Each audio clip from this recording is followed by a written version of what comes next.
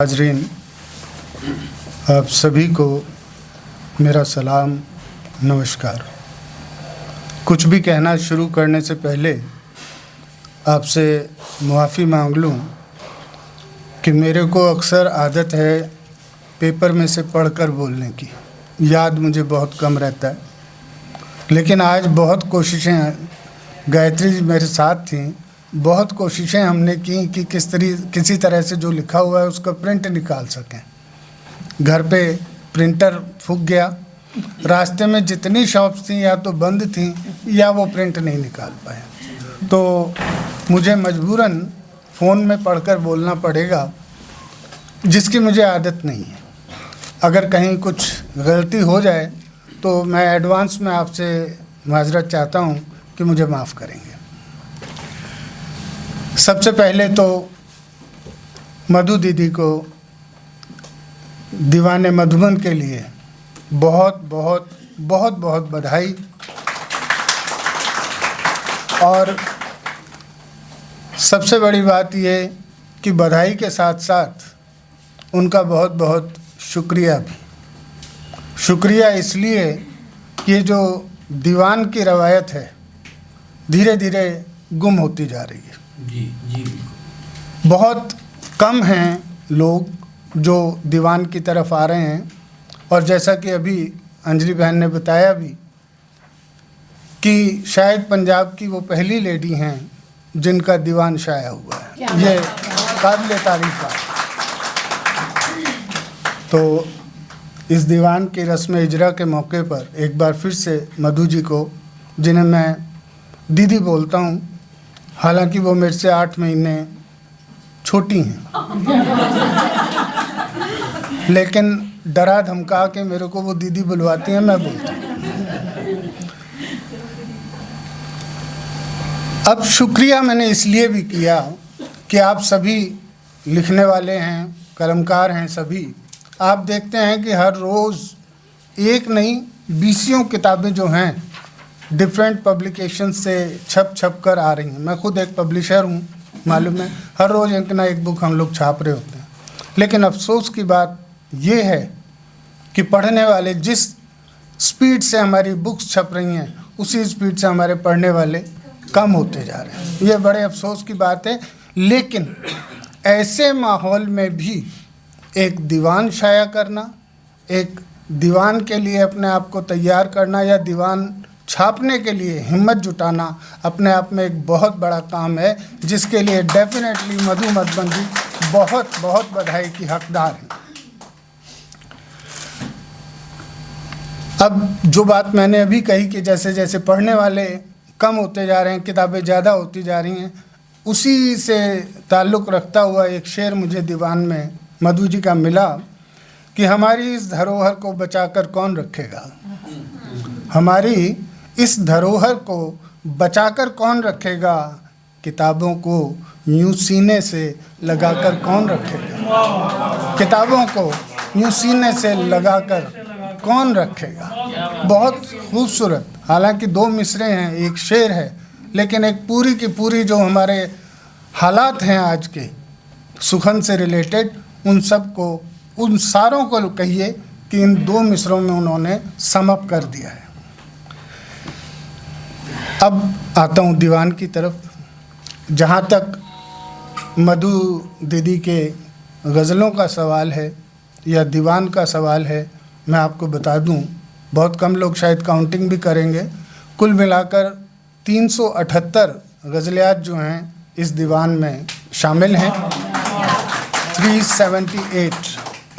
और जहाँ तक अरूज़ का, जहाँ तक बहर का, जहाँ तक अरकान का, इन चीज़ों का ताल्लुक़ है, तो मधु जी की गज़लों के बारे में, इस बारे में कहने को कुछ होता ही नहीं। उनकी हर गज़ल, हर शेर, हर मिसरा इतना परफेक्ट होता है कि आप चाह कर भी कहीं ना तो बहर टूटने की तरफ उंगली उठा सकते हैं, ना कहीं किसी अरकान में गड़बड़ होने के बारे में आप कोई भी आँख उठा सकते हैं या उंगली उठा सकते हैं।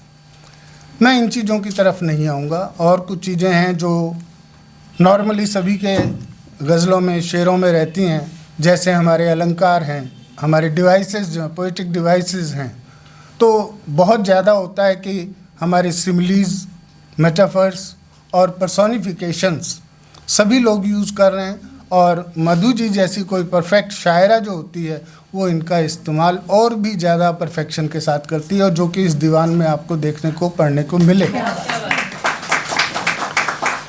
मैं बहुत ज़्यादा समय नहीं लूँगा, इसलिए कि आज मंच से पढ़ने वाले भी मेरे ख्याल में 20-21 लोग हैं, और अमूमन ऐसा भी होता है कि जब लोकल कोई इस तरह का फंक्शन होता है तो कुछ लोकल लोग भी जो होते हैं उनको मंच पे लाना पड़ता है, उनका सम्मान करना पड़ता है मंच पे आकर। तो मैं सीधा सीधा जिन मौजूआत पे आपकी गज़लें हैं उनमें से कुछ को लेना चाहूँगा। सबसे पहले मुझे शायद कहना नहीं चाहिए, लेकिन एक मौजू ऐसा है जो मधु दीदी की लगभग हर गज़ल में किसी न किसी शेर में आपको मिल जाएगा, आप उससे दो चार होंगे। मैं उसके बारे में कोई डिटेल नहीं करूँगा, सिर्फ़ एक शेर पढ़कर मैं बात अपनी इस टॉपिक पे यहीं ख़त्म कर दूँगा कि फलक पे वो है वो, फलक पे है वो और ज़मीन पे हम, फलक पे है वो और ज़मीन पे हम, अब कोई सूरत विशाल कहाँ, अब कोई सूरत विशाल कहाँ। आप समझ ही गए होंगे, इसलिए मैं ज़्यादा डिटेल नहीं मैं करना चाहूँगा। अब मैं आता हूँ, जो मधु जी की एक ख़ास बात है उनकी गज़लों में आपको बार बार पढ़ने को मिलेगी, वो है कि आप अपने अशार में मुहावरों का, कहावतों का बड़ा खूबसूरत प्रयोग करती हैं, और जब आप उन अशार को पढ़ेंगे, जब उन शेरों को आप पढ़ेंगे तो आपको कहीं ये नहीं महसूस होगा कि कोई चीज़ ज़बरदस्ती डाल दी है। आपको एकदम ऐसा लगेगा कि जैसे ये मुहावरा या ये कहावत इस शेर की ज़रूरत थी, और इसी वजह से वो जो मुहावरा है, वो कहावत है, शेर की जान बन जाता है। मैं दो चार एग्जांपल देता हूँ आपको कि तू सबकी आँख में तो धूल झोंक सकता है, तू सबकी आँख में तो धूल झोंक सकता है, पर आईने से भला कैसे सच छुपाएगा, पर आईने से भला कैसे सच छुपाएगा। धूल झोंकना मुहावरा आ गया। इसी तरह भरेगा पेट अपना कैसे घोड़ा, भरेगा पेट अपना कैसे घोड़ा, अगर वो घास से यारी करेगा, अगर वो घास से यारी। इसी तरह ढालनी है बात यूं एक शेर में, ढालनी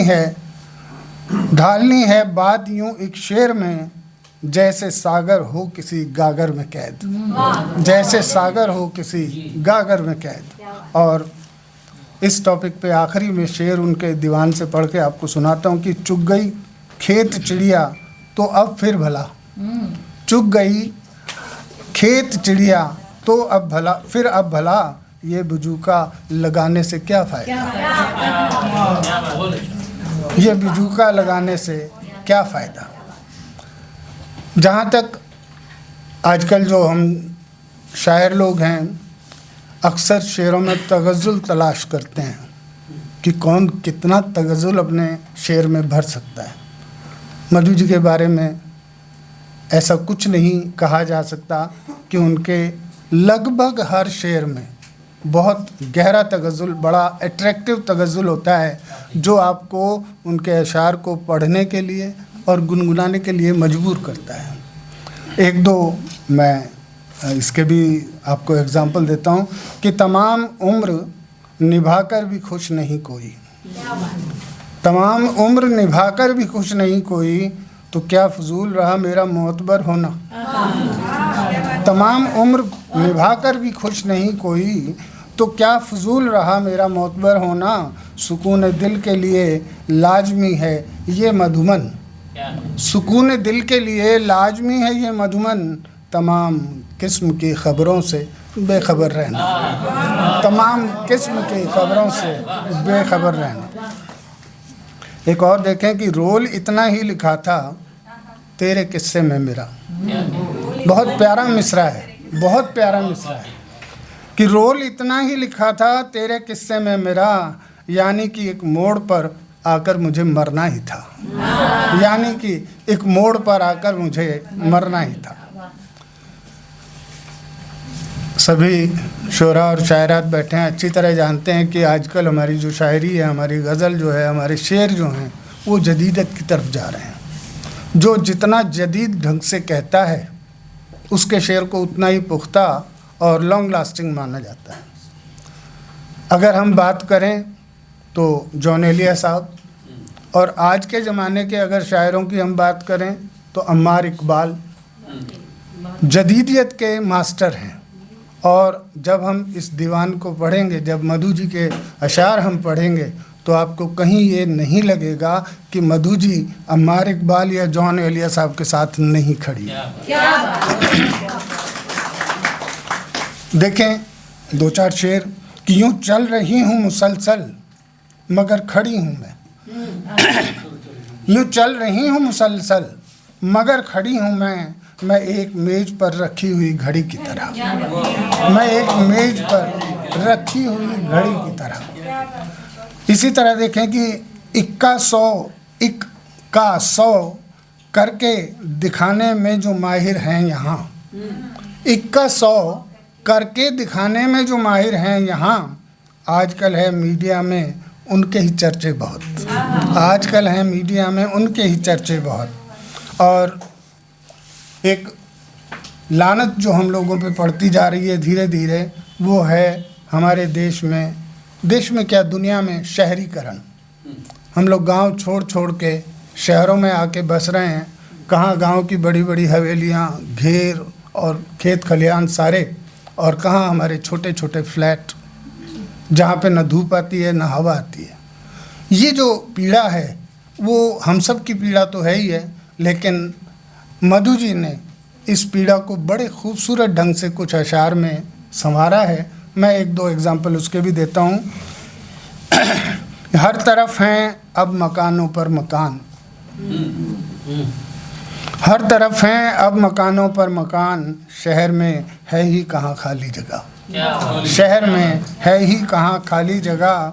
और मैं एक और शेर देखें कि महफिलें शहरों की दिलकश हैं भले, महफिलें शहरों की दिलकश हैं भले, गांव की गलियों का व्यू अपनी जगह, गांव की गलियों का व्यू अपनी जगह। अभी आपने दो शेर सुने फ्लैट कल्चर के बारे में। अभी मैंने एक शेर पढ़ा है जिसमें व्यू शब्द आया है। इससे पहले भी मैंने कुछ शेर पढ़े थे जिनमें आपने अगर नोटिस किया हो तो अंग्रेज़ी के अल्फाज आए थे। ये मधु जी की एक ख़ास क्वालिटी है कि उनके अशार में अंग्रेज़ी के शब्द आपको बहुत मिलेंगे, लेकिन कमाल की बात यह है कि एक दूसरी भाषा के, एक दूसरी ज़बान के शब्द होते हुए भी जब वो उनके अशार में ढलते हैं तो शेर को पढ़ते टाइम, शेर को रवानगी के साथ पढ़ते समय आपको कहीं भी ऐसा नहीं लगेगा कि हम इंग्लिश का कोई वर्ड, अंग्रेज़ी का कोई शब्द बोल रहे हैं। देखें आप, इकरार रजिस्टर्ड ना इनकार रजिस्टर्ड, बड़ा प्यारा शेर है, बहुत प्यारा शेर है कि इकरार रजिस्टर्ड न इकरार रजिस्टर्ड, सॉरी मैं उल्टा पढ़ गया हूँ, इकरार रजिस्टर्ड न इनकार रजिस्टर्ड, तो क्या है भरोसा कि है ये प्यार रजिस्टर्ड, तो क्या है भरोसा कि है ये प्यार रजिस्टर्ड। एक और शेर देखिए, मुझे बहुत प्यारा लगा ये शेर और बिल्कुल सच्चा शेर है।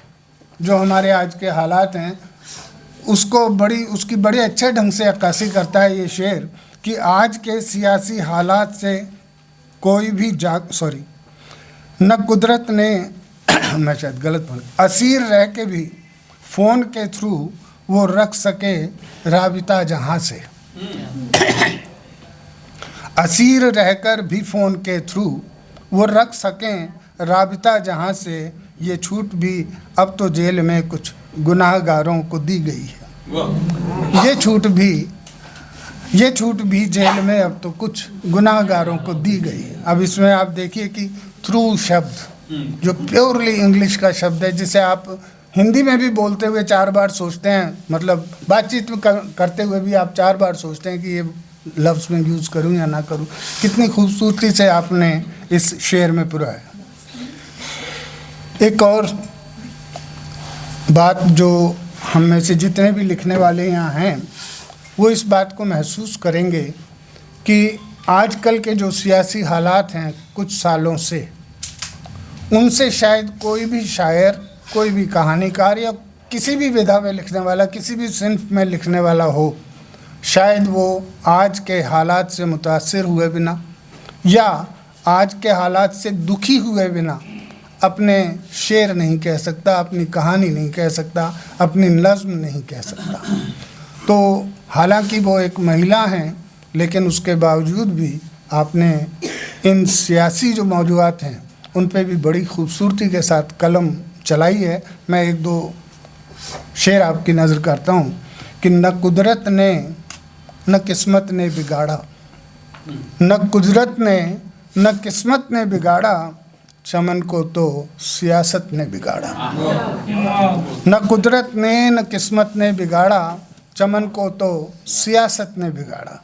ऐसे ही अब सिर्फ ये नहीं है कि दुख जाहिर कर दिया, नहीं, आप उसका हल भी बता रही हैं, सजेशंस भी दे रही हैं। देखिए कि मिलके रहते जो मोहब्बत से सभी गुल इसमें, मिलके रहते जो मोहब्बत से जो सभी गुल इसमें, फिर तो गुलशन का नज़ारा ही निराला होता, फिर तो गुलशन का नज़ारा ही निराला होता।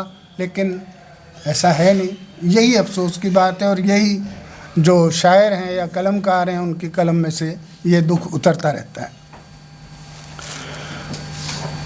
अब मैंने जैसे कि कहा कि वो सिर्फ सियासी मसलों को अपने शेरों में डालती नहीं, सिर्फ उसका एक पिक्चर नहीं खींच के आपके सामने रखती, बल्कि उसका एक हल भी सुझाती हैं। उसको कैसे ठीक किया जा सकता है ये भी आपके अशार में आपको पढ़ने को मिलेगा। एक शेर सिर्फ मैं उसके बारे में पढ़ूंगा कि अपने हक के वास्ते लड़ना ही होगा अब हमें, अपने हक के वास्ते लड़ना ही होगा अब हमें, अब नहीं जागे तो ये हक भी मारा जाएगा, अब नहीं जागे तो ये हक भी मारा जाएगा।